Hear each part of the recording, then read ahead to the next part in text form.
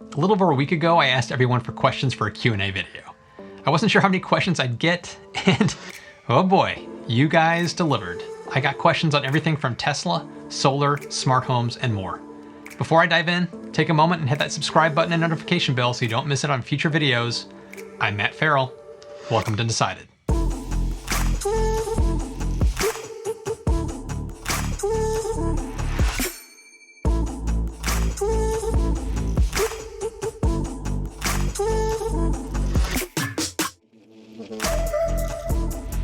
Okay, so there were a lot of questions, and this is not all of them, but I'm gonna run through a dozen or so questions that I cherry picked, and I will get to more in future videos, but for right now, let's start with Amster. I'm gonna butcher people's names in this video, and I apologize for this. What's the most expensive gadget you think you've bought? That's a tough one, because what do you mean by gadget? Because for me, this may seem like a cheap answer, but I would say my Tesla Model 3. It's the most expensive gadget I've ever bought in my life. I mean, an EV like a Tesla is really just a kind of a smartphone on wheels. It is a rolling computer, and it is the biggest, most expensive, awesome gadget I've ever bought. If you want to force me to make a different kind of choice, I would probably say, my iPad. I spent about $2,000, which is like an expensive laptop, on my iPad Pro, which I do so much of my work on. I spend probably 90% of my time using my iPad, and the other 10% of my time is using the iMac that's right behind me to do editing of my videos, as well as some of my UI design work, because Photoshop, things like Photoshop aren't available on the iPad yet. It's coming, and I'm very excited about that. So yeah, my iPad Pro. So Matson McCraw asked, what are your thoughts on the electric utility vehicles and trucks coming out soon? Will they sell well? I think they're gonna sell like hotcakes. I think they're gonna be incredible. And I'm not just talking about Tesla stuff. I think the truck and SUV kind of market is the biggest opportunity for other players to really start to make a dent. Because I mean, you've got basically Volvo, you've got BMW, you've got Rivian, Byton. There's so many different companies that are putting out these really incredible looking SUVs and trucks that are coming our way. I think there's a lot of potential there. I mean, but if you want to break it down to specifics, it's like the Ford Mustang inspired SUV that's coming.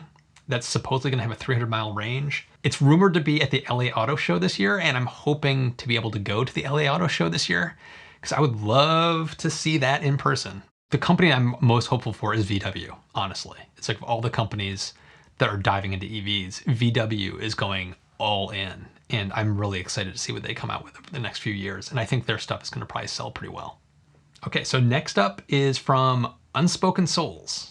Does your wife have a favorite of all of your toys you both have control over at your home? Yeah, that one is pretty easy. What's funny is the first thing that came to my mind, I went and double checked with her, and she said the exact same I was thinking. It's all of our voice assistants around the house. And what's really funny about that is when I first started putting like Sonos One speakers and Amazon Echo devices and Google Home Minis around the house, she was just like, what are you doing? This is just doesn't make any sense. She started trying it out. At first it started like, setting a timer in the kitchen as you're doing cooking. Then it turned into asking about the weather, or you're watching a TV show and there's an actor on the screen that you can't remember who you've seen them before. And she's fallen in love with voice assistants. She uses them every single day. It's like I can hear her calling out to the voice assistants a lot. So she gets a lot of value out of that. And the next one is from I Just Hit the Fan. Are friends electric? Yes, they are. Mr. Car Crazy asked, where do you think the breakover point is for solar to be worth investing in for residential use at this point in time? I actually think that's now. The price of solar has dropped dramatically over the past 5 to 10 years. In fact, it's accelerated recently. And when you look at grid scale solar, it's cheaper for solar than it is for natural gas and coal. And that's without subsidies. But it's also a tricky question because it really depends on where you live.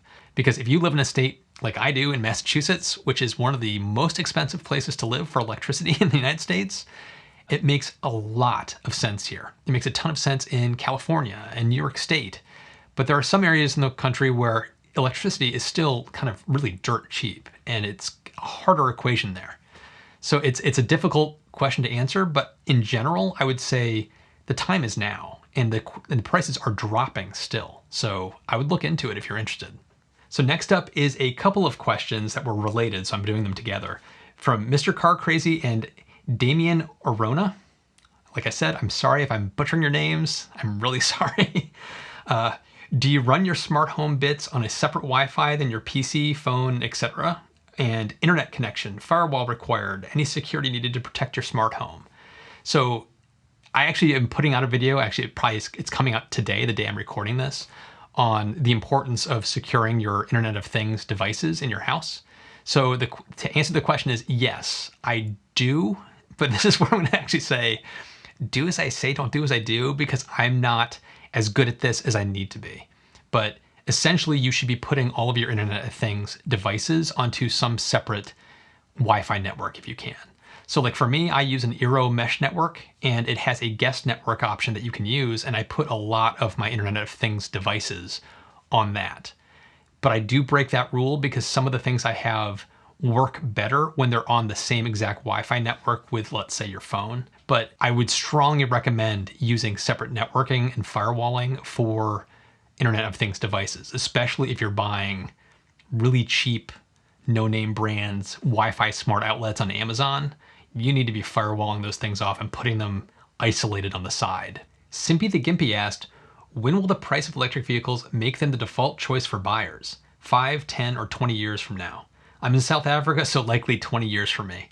I'm sorry about that.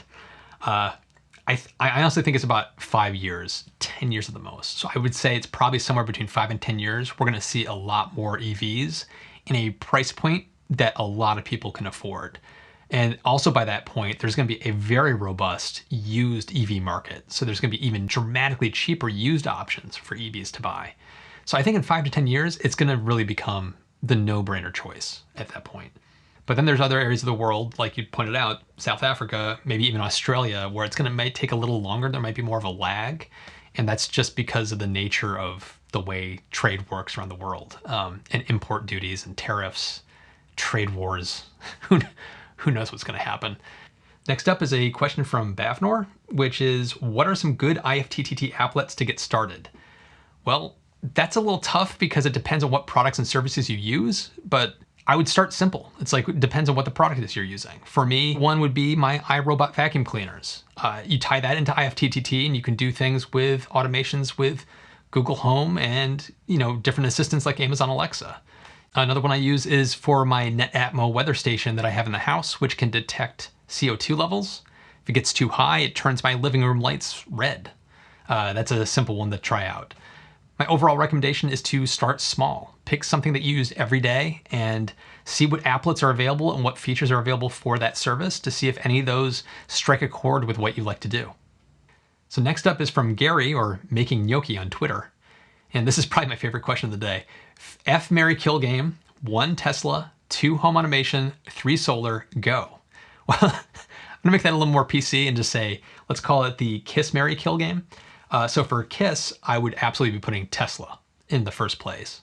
Second, and this is where it's going to probably surprise some of you, is home automation. I'd be marrying home automation, and I would kill solar. And I know that's going to surprise some of you, but this is for me, my personal situation in my home. And the reason I came up with that list is because for me, there are other ways that I can improve my energy use outside of solar. The next one up is from Tech Pocket. Is it good to use Alexa Mat? Well, that's tough. If you've been watching my videos, you know that I've been moving away from Amazon devices. I put out an entire video on why I left Alexa, and it all comes down to how Amazon has been handling security around their devices and their services, and I haven't been completely comfortable with what they're doing. Is it safe? I would say yes, it is safe. You just have to know how they're handling your privacy and data. So I would recommend going to their FAQs and reading up on exactly what controls you have to opt out of some of those services and what you can do to take control of your privacy and data. Go in with your eyes open, understand how they're using your data, and if you're not comfortable with it, move off of it. If you're fine with it, stick with it. Next up are a couple of related questions from Tyler Jameson and Cam Witten. Are you still liking your new smart home hub? Yes. Yes, I am. Seriously though, the Hubitat's a great device. It's been working really well for me.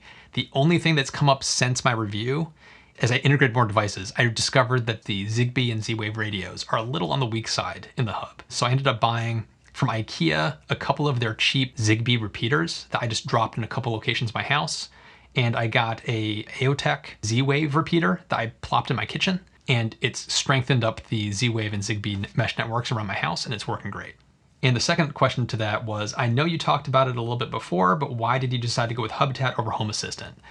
And it's kind of a complicated answer for this, but trying to shorten it down, I'm a user experience designer. So when I look at products and review products, I'm not reviewing it just for the feature set of what it's capable of doing. I'm also reviewing it from what products I think are accessible to the masses. How many people are going to be able to jump into this without having to be technically minded?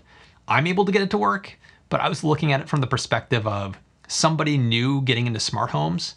This is not a mainstream device because there's such a steep learning curve.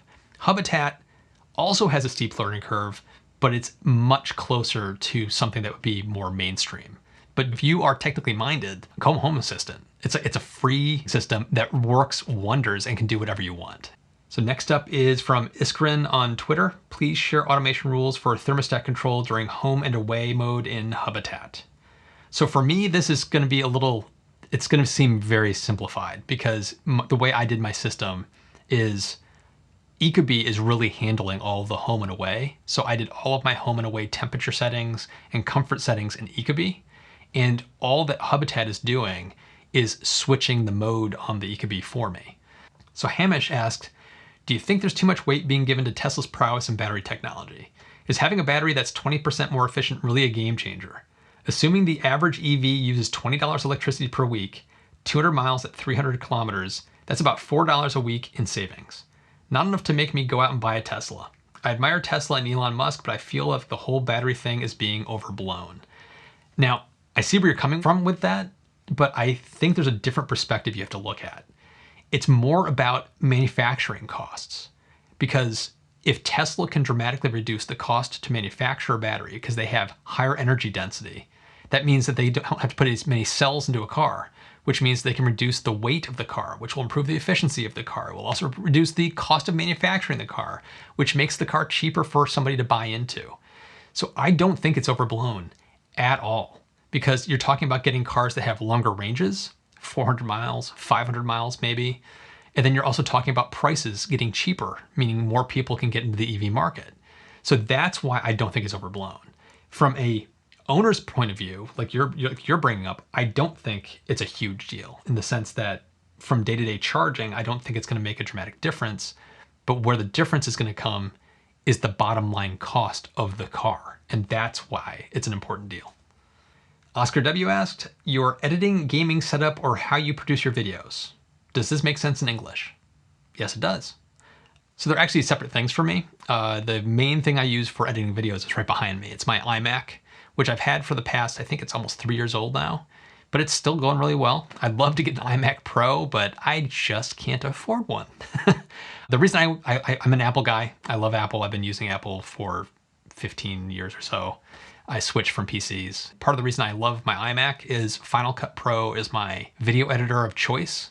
I'm very experienced with Adobe Premiere as well, and that's also a great app, but I find Final Cut gets out of my way and I'm able to put together a rough cut for a video far faster than I can in Adobe Premiere. But even though I'm an Apple guy now, I grew up on PCs. I've been building PCs for decades. I'm a big time gamer. I play all the consoles and PC games. I built myself a PC a couple of years ago that's built on AMD's Ryzen platform. It's not the most recent CPU, but I'm actually thinking of upgrading it. It's got an NVIDIA GTX 1080 Ti, also a part of that water cooling loop. It's a great little system. I actually built it out the way I did to leave it in my living room as a kind of gaming PC from the couch, and also for VR gaming, which I could get into VR gaming if anybody's interested. I've got a lot of opinions on that.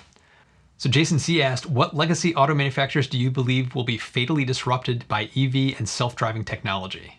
I think Fiat Chrysler is really not in a good place. They're going to be horribly disrupted by this. If there's anybody that's going to go under, I think it's going to be them.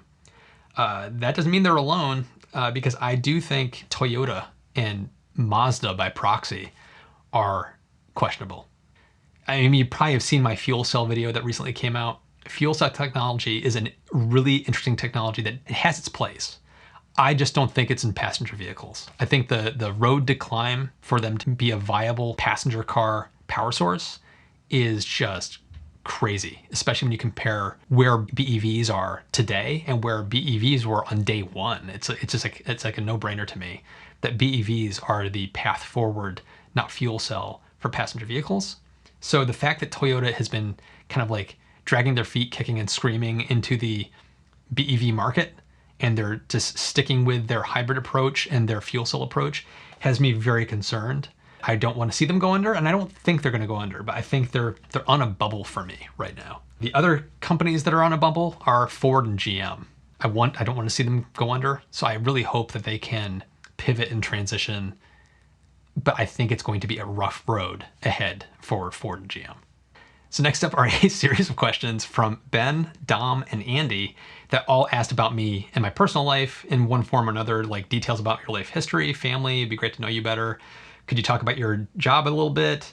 Definitely with the person that wants to know more background. Would love to meet the family, which that one made me laugh.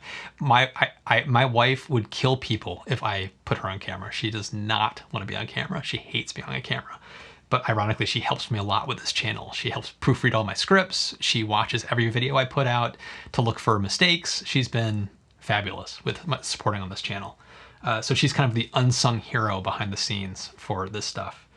A little bit about my life history. Not going to go through everything, but like basically I was born and raised in the Northeast. I grew up in upstate New York near Rochester, moved out to Boston for grad school and ended up just staying out here. So I've been out here for over 20 years now. I've worked in the tech industry as a user interface and user experience designer, working at companies like, this is going to date me, but for those of you my age or older, Lycos, the search engine. I used to work at Lycos. That was my first job, basically out of grad school. After that, I ended up working at a company called GSN, which in the United States is a cable network, the game show network. Ended up doing video games for them and their websites and things like that. Worked there for a very long time. I've also worked at TripAdvisor, and then I've also do, like what I'm doing now, I do freelance UI design work. So I've got clients that I do work for, designing apps and mobile, websites and mobile apps and things like that. So that's what I do for my day job. But other than that, my major passions that got me to where I am now are, I wanted to be a movie director for a long time and an animator for Walt Disney. And that's part of why I ended up moving out to Boston in grad school and studying video production and audio production, which hopefully won't be that surprising if you see the production quality of my videos, because I studied that in grad school. And in college, I studied communication and information design, which played directly into my day job as a UI designer. It also plays into my scripts I'm writing for this channel. And other than that, I also am kind of addicted to video games. I love video games. I've played video games my entire life. I've made video games in my career for quite a few years. Yeah. The last part of those personal questions, which I thought was funny, was, would love to meet the fam and know what they think about your YouTube channel and your hobby with tech. Like I said, I already said, my wife wants nothing to do with being on screen ever. My parents don't understand completely what I do on YouTube. They've referred to it as my podcast several times, and I get it. They don't watch YouTube. They don't get it. My brother, he gets it. If you look through my comments in some of my videos, you may actually see a Sean Ferrell making a comment every once in a while. That's my brother, and he's actually a writer. So I recommend going to Amazon and looking up Sean Ferrell, because he's got quite a few books. He's got some children's books and adult books. Highly recommend them. There's a shameless plug for my brother. And then there's Tremble, who asked, did you watch Dexter's Lab as a child? I sure did.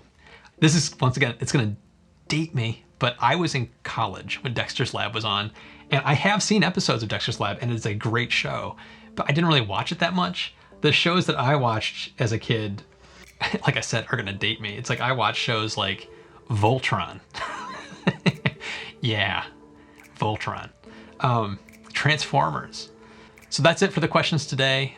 There's a lot more that I didn't answer, but I still have them all in a spreadsheet listed out, and I'm planning on getting to some of those questions in future videos, and I may do another Q&A video like this if people are interested. But I'm also thinking of maybe doing Q&A, little mini Q&As at the end of each video, like maybe cherry picking some of the questions from one video and answering it in the video the next week. That might be a good way to handle this going forward.